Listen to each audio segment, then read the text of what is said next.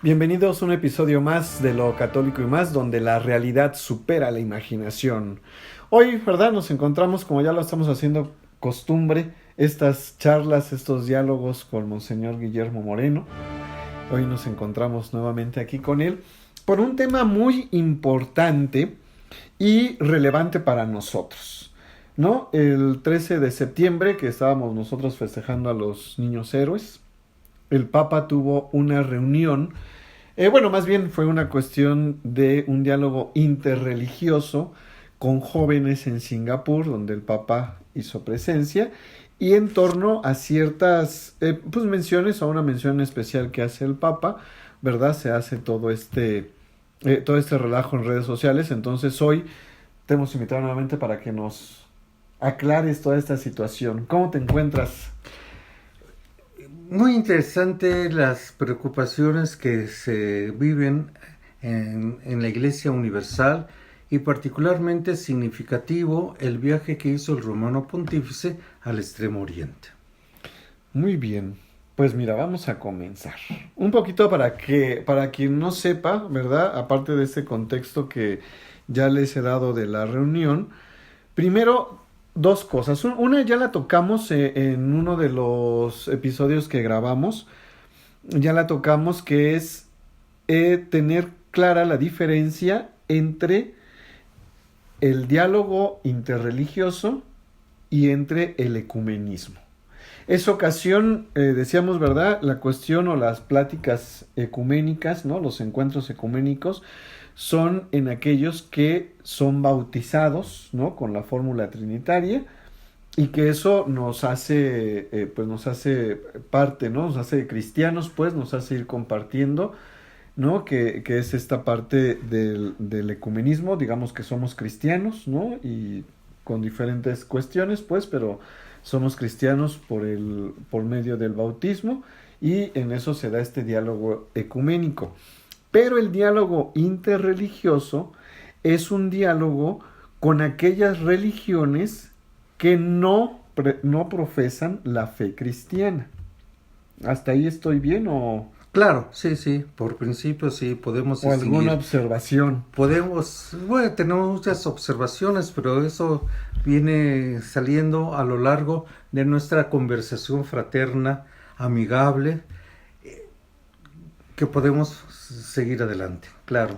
Muy bien, entonces teniendo esas dos partes, podemos ver que el Papa con quien se reúne, pues, o esta reunión a la que lo invitan, ¿no? A la que asiste, es un diálogo interreligioso en donde hay diferentes religiones, ¿no? Que no todos los que están ahí creen en el cristianismo, ¿no? O profesan la fe cristiana o tienen o comparten algo de la fe cristiana con nosotros.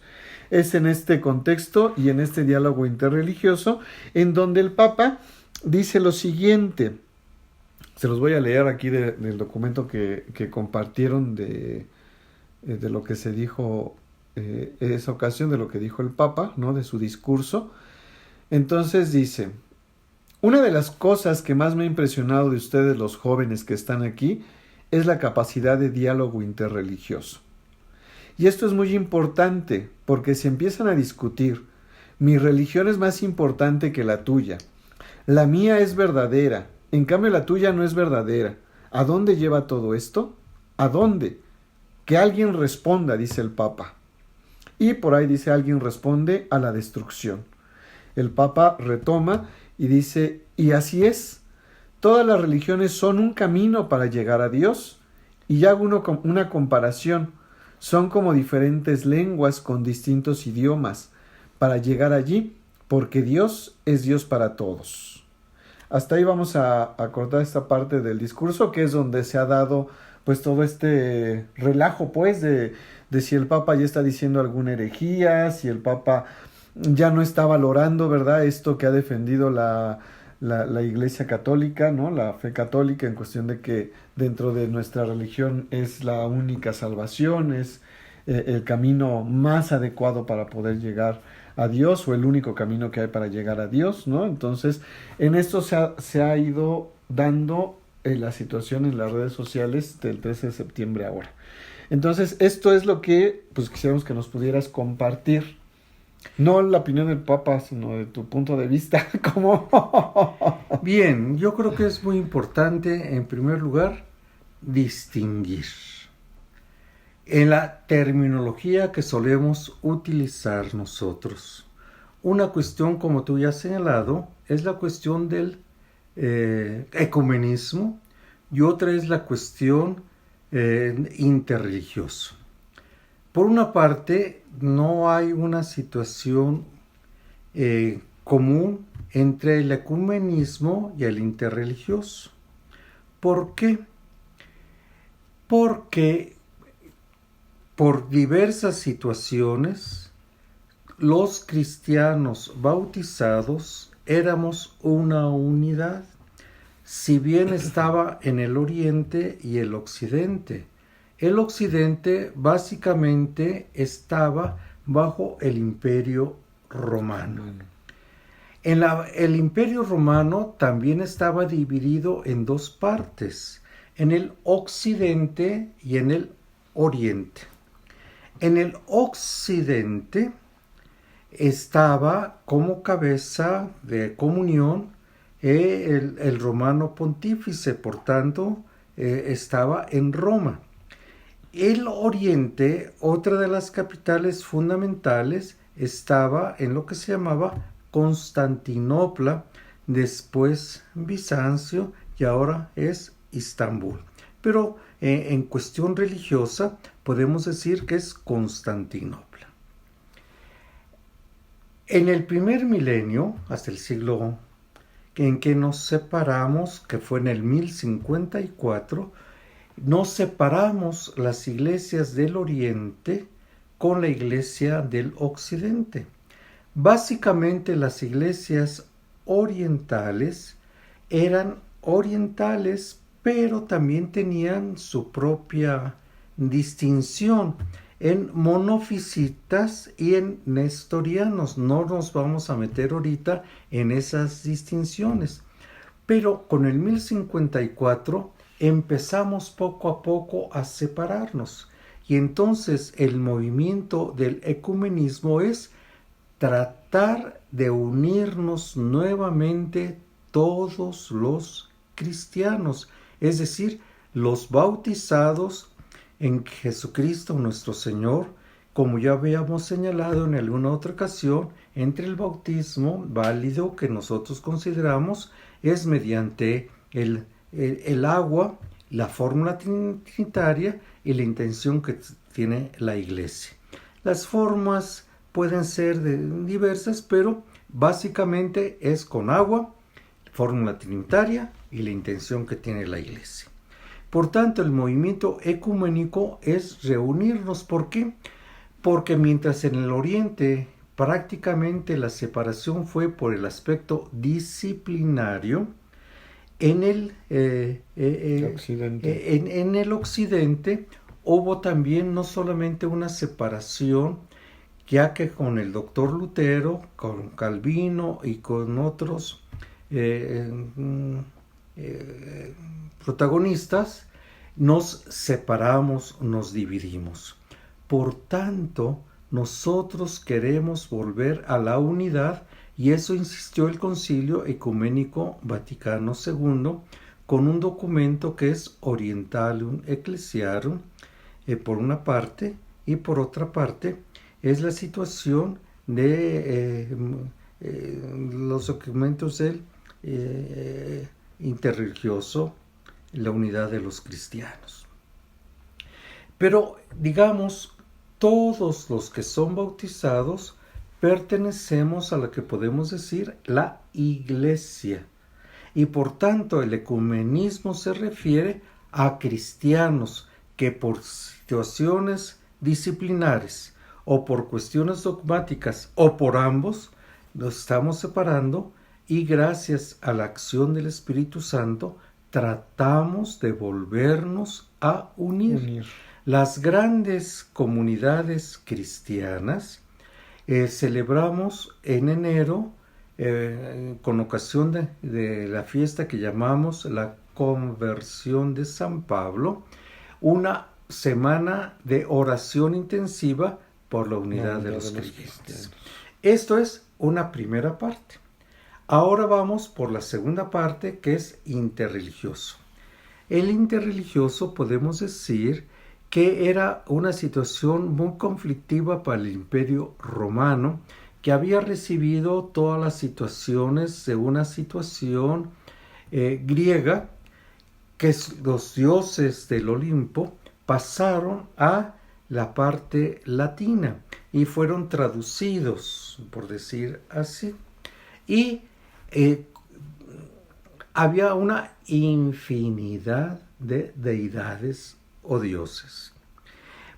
Y el Imperio Romano se enfrentó a una situación peculiar porque se manifestaron las confesiones en un solo Dios, que podemos decir, llamamos monoteístas.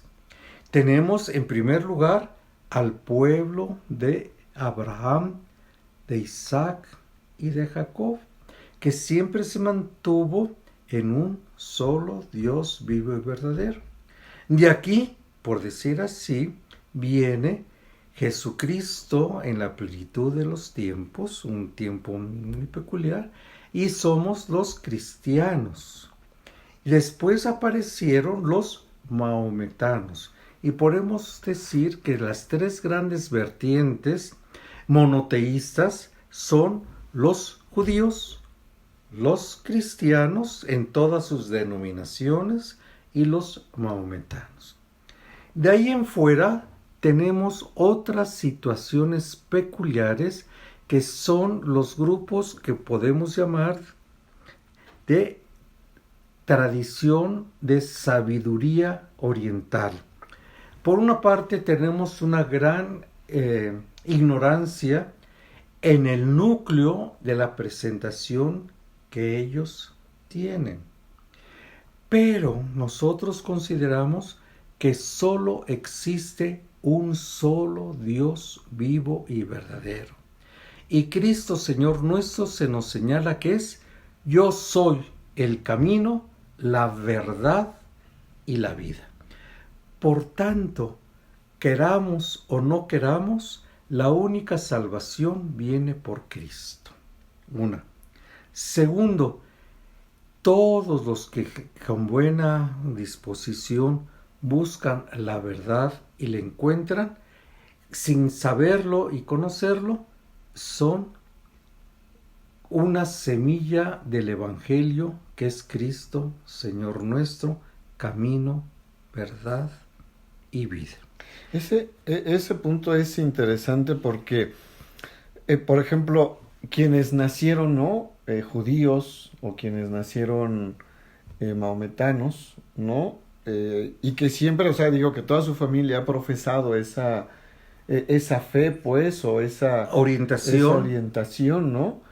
Y que hay a quienes no se les ha anunciado el evangelio, ¿no? A quienes no se les ha dado la buena nueva, pues por la familia a lo mejor no lo permite, ¿no? De alguna manera están por diferentes circunstancias, pero ahí, ¿verdad? Esta parte muy interesante que está, ¿no? O sea, ahí está esta semilla, ¿no? En donde se pueden conocer a Cristo, se pueden convertir, porque en Él está la salvación.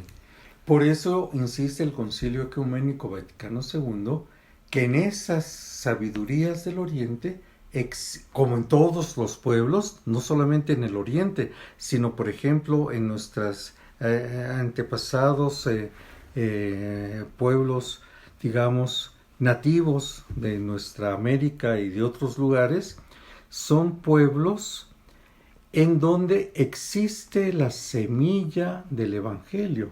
Es decir, gentes que teniendo una conducta intachable de vida, que buscan el bien, que buscan la verdad, en realidad, sin saberlo, están uniéndose a Cristo, camino, verdad y vida.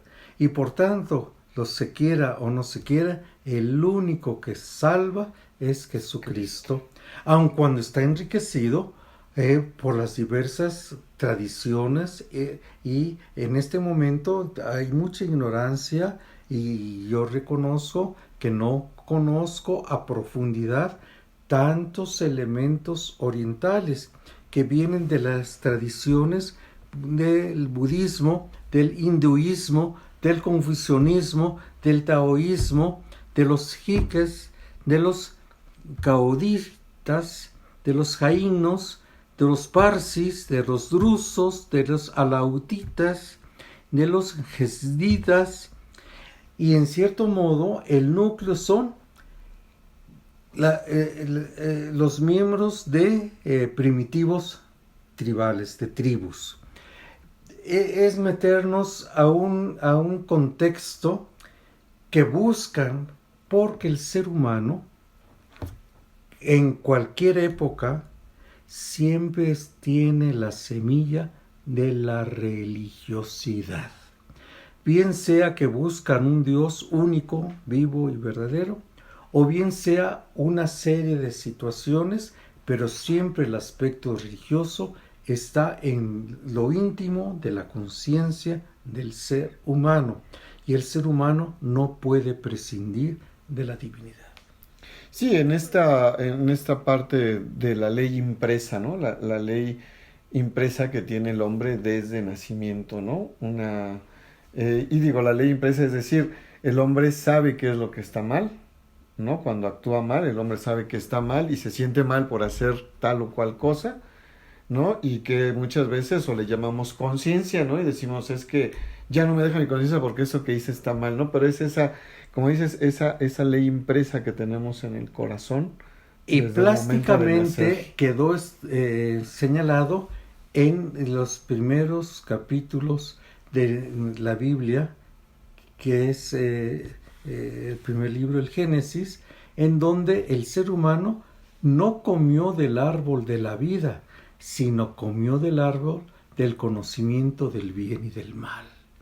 Y con el conocimiento del bien y del mal, ¿cuál es la distinción fundamental? Que yo ya soy conocedor de lo que está bien y de lo que está mal. Y eso está inscrito en el corazón del ser humano, y entonces la conciencia te va a decir, esto está bien y esto está mal, aunque no lo tengan en una legislación positivista, que es otra realidad. Nuestros, por decir así, no sé si esté bien o esté mal mi expresión, nuestros políticos piensan, y de ahí viene el problema del positivismo, que si no está estipulado en una ley escrita, no existe en el mundo. Y no es cierto. Lo que está estipulado está en la conciencia del ser humano, que puede distinguir entre el bien y el mal. Y ahí es cuando el ser humano empieza a crecer. El niño empieza a distinguir, no sabe por qué, pero sabe que el haber dicho una mentira afectó al hermano o afectó a la hermana. Que el haber mentido trae consecuencias. Y entonces es importante saber que eso se irá profundizando y desarrollando a la vida del ser humano. Y aunque yo lo niegue, la conciencia es el último criterio, por decir así, aun cuando no sea una situación cristiana o momentana o judía. Puede ser en una tradición de sabiduría oriental, que sabe que en el budismo si decir mentiras está mal, lo ha de ser el corazón, la conciencia, el que da con claridad esa actitud que se debe tomar en cuenta. Exactamente. Y después de esto, entonces, en torno a este comentario, y ya lo que has dicho, ese comentario que dijo el Papa, ¿cómo podemos decir si todas las religiones nos llevan al mismo Dios o no? Porque si no también, el problema es que podemos caer en una cuestión también de comodismo, no sé si es la palabra adecuada, pero una cuestión de comodismo, conveniemismo, ¿no? En donde, pues a mí ahorita me conviene, ¿verdad?, estar con los cristianos, no sé, con los pentecostales, porque son así asado. Pero ya ahí después no me conviene, entonces ahora me voy con los musulmanes. Luego ya no me conviene eso y entonces me voy... De todos modos, en algún momento llegaré a lo mismo. Una cuestión es el que el ser humano tenga conciencia religiosa y busque la verdad. Y otra cuestión es que Dios viene en ayuda del ser humano en otro aspecto que se llama la revelación. Entonces, evidentemente que el ser humano está llamado a buscar a Dios, pero el bautizado, el cristiano, tiene la certeza de que Dios ha venido y que el único que puede salvarnos es Cristo Redentor. Entonces son situaciones diversas. Sí. Por más que el ser humano busque a Dios, lo podrá encontrar y en la misericordia de Dios, pero no tiene la garantía de lo que tiene el cristiano, que considera y que tiene la creencia y la firmeza de que el único Salvador, aun cuando sea budista, aun cuando sea confucionista, aun cuando sea maometano o cuando sea taoísta, el único que salva es Jesucristo el Señor, aunque ignoren que eso sea realidad. Una parte que también no conocemos mucho, y ahorita también no me voy a meter en líos, ¿verdad? Porque no me acuerdo el número exacto. Pero, y que como católicos no revisamos mucho, es el catecismo de la Iglesia Católica. Ahorita que es eso, recuerdo, hay un número en donde dice que todo el hombre busca a Dios. Y a lo mejor hay partes en donde se buscará, dice, entre sombras e imágenes, ¿no? Pero precisamente la revelación que ha sido dada por medio de Cristo es la que nos da esa certeza, ¿no? De decir, estamos en la iglesia verdadera que ha fundado Cristo y que nos va a llevar a la salvación. A lo mejor los demás, ¿verdad? Como dice ahí, como bien decías ahorita, ¿no? Entre luces y sombras, en algún momento podrá ser con estas semillas del verbo, ¿no? Con esta parte de la ley impresa. O sea, Dios también no pierde su iniciativa de seguir buscando al hombre, ¿no? De seguirle dando elementos al hombre para poder encontrarse con la revelación. Evidentemente, Dios quiere que el hombre llegue no solamente al conocimiento de la verdad, sino que llegue a participar de la plenitud de vida más allá de estas realidades temporales, que es la bienaventuranza eterna. Entonces es algo muy importante, porque todas estas orientaciones monoteístas, como algunas otras de sabiduría oriental, saben que de algún modo la vida no termina con la muerte corporal. Cada quien tendrá una interpretación. Algunos dirán, por decir así, y habría que profundizar el asunto, en la reencarnación.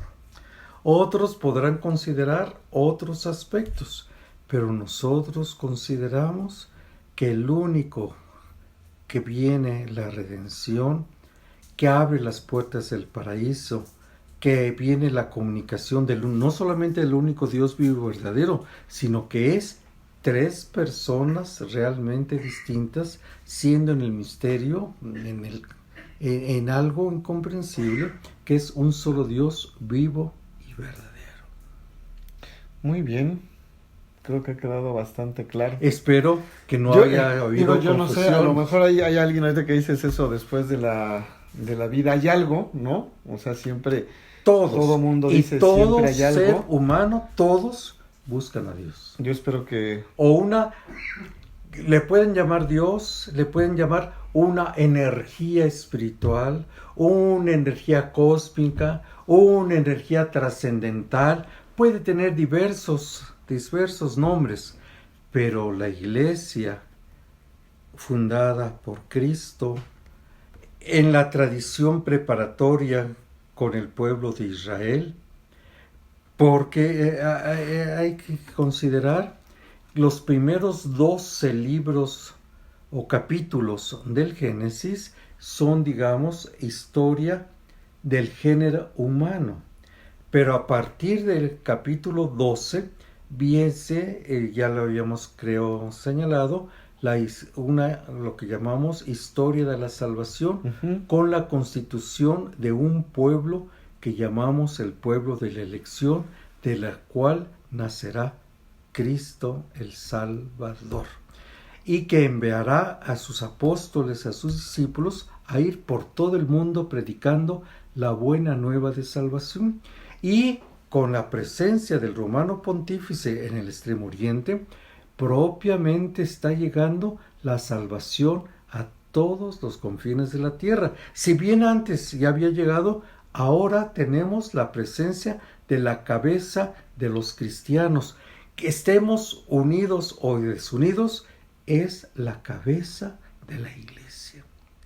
La decimos romanos para significar que no hemos roto una relación con él, porque en el 1054 vino esa separación de las iglesias de Oriente, y decimos separación de iglesias de Oriente porque había o hay diversos patriarcados o diversas iglesias que siguen una tradición muy peculiar, conforme las tradiciones que podemos decir rituales. Y el ritual no se refiere al modo de celebrar, sino se refiere a un patrimonio muy peculiar en esas comunidades. Y después, en el siglo XVI, a lo interno, sobre todo de las iglesias latinas, viene una separación que llamamos iglesias históricas o iglesias de la Reforma.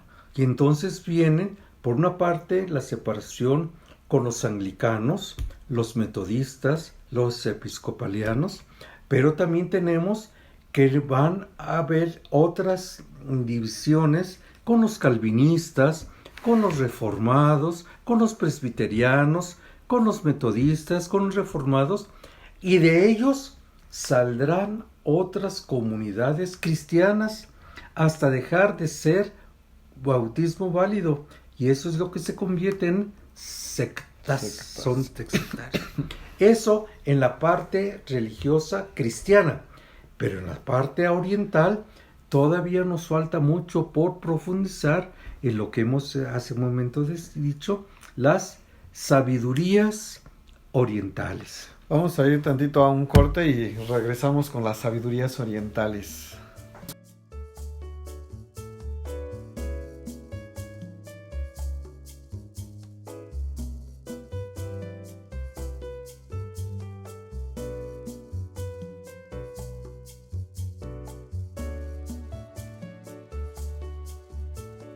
En esta parte te decía, de las tradiciones de sabiduría oriental, pues encontramos, como ya lo mencionaste hace rato, ¿no? El budismo, el hinduismo, los sikhs, ¿no?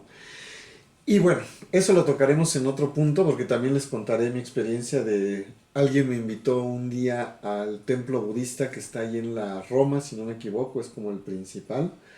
Y hice una serie de preguntas, se acabaron corriéndome, y ya después de ahí no me aceptaron para el budismo, pero eso lo tocaremos con más detalle. Espero que todo esto nos haya quedado claro, porque la revelación, ¿verdad? Está dada, o más bien, la revelación está dada en Cristo, ¿no? En donde se ha fundado la iglesia y en donde tenemos que ser radicales, ¿no? En profesar o nuestro caminar de fe. Y que entre luces y sombras, por otro lado, se podrá dar algo, pero no la revelación y no la certeza que nosotros tenemos de poder seguir caminando en esta iglesia única, verdadera y católica. Y también vamos a tocar ese punto, las notas de la iglesia, que las encontramos en el credo que profesamos todos los domingos, que son 4, y es una: santa, católica y apostólica. Pero ese será otro tema en otro momento de conversación. Yo lo único que espero es que después de la muerte no me lleven los extraterrestres, y si me lleven antes, ¿verdad? Pero que podamos seguir caminando en esta revelación y el día de mañana encontrarnos en el reino de los cielos. Le agradecemos mucho, Monseñor. Seguimos platicando estas charlas interesantes que nos aclaran tanto. Muy, muy agradecido, estoy a sus órdenes. Muchas gracias. Gracias. Le seguimos gracias, gracias a todos, los los oyentes. Espero que pueda yo haber sido más o menos claro. Y lo demás, pues aquí están sus aportaciones para que puedan dar sus comentarios y podamos nosotros profundizar en esa interrelación con los auditores. Muy bien, les seguimos invitando a que se suscriban a nuestro canal, que le sigan dando like a todos nuestros videos. Darles like no les cuesta nada y a nosotros nos ayuda mucho y podamos seguir formando esta gran comunidad de lo católico y más, donde la realidad supera la imaginación.